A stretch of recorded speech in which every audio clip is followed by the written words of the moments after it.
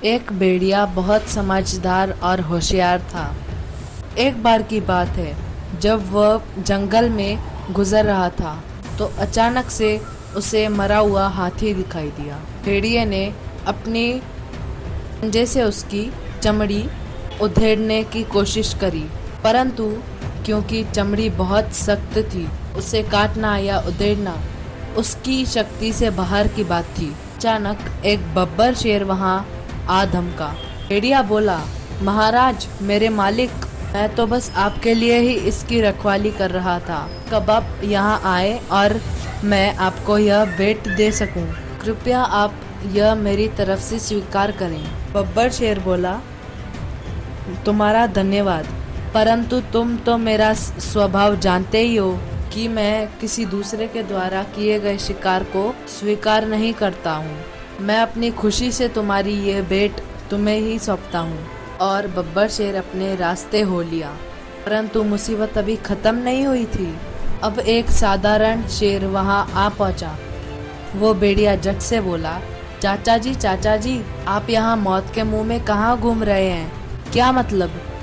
चाचा जी, इस हाथी को बब्बर शेर ने मारा है और मुझे इसकी रखवाली के लिए छोड़ दिया है। जाते जाते राजा जी मुझे यह हिदायत देके गए थे, अगर कोई शेर इधर उधर गुजरे तो मुझे सूचित कर देना। अब मैं इस जंगल के सारे शेरों का खात्मा कर दूंगा।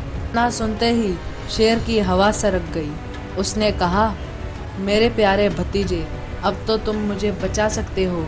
अगर मेरे बारे में तुम राजा जी को सूचित नहीं करोगे तो मैं बच जाऊंगा। तो मैं खिसकता हूँ। यह कहते हुए शेर रफू चक्कर हो गया। उसके जाने भर की देर थी कि एक चीता वहां आ पड़ा।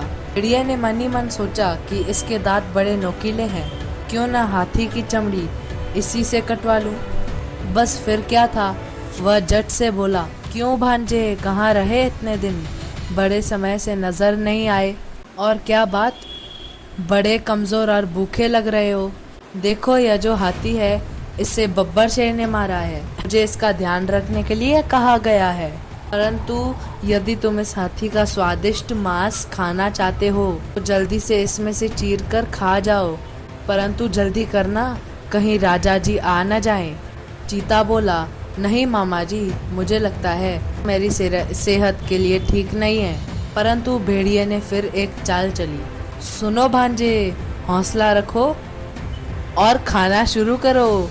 जैसे ही बब्बर शेर मुझे दूर से दिखाई देगा, उसके आने की खबर दे दूंगा, बस झट से भाग जाना। तो बस फिर क्या था, चीता भेड़िए के झांसे में आ गया और हाथी के पास पहुंचा। उसने जैसे ही हाथी की चमड़ी को उधेड़ा, भेड़िया चिल्लाने लगा, भांजे फूट लो, शेर आ गया है। झट से चीता 9-2-11 हो गया। इस तरह भेड़िए ने लंबे समय के लिए अपने भोजन का प्रबंध कर लिया। अक्लमंदी से मुश्किल काम भी आसान किया जा सकता है। लाइक और सब्सक्राइब करना ना भूलना।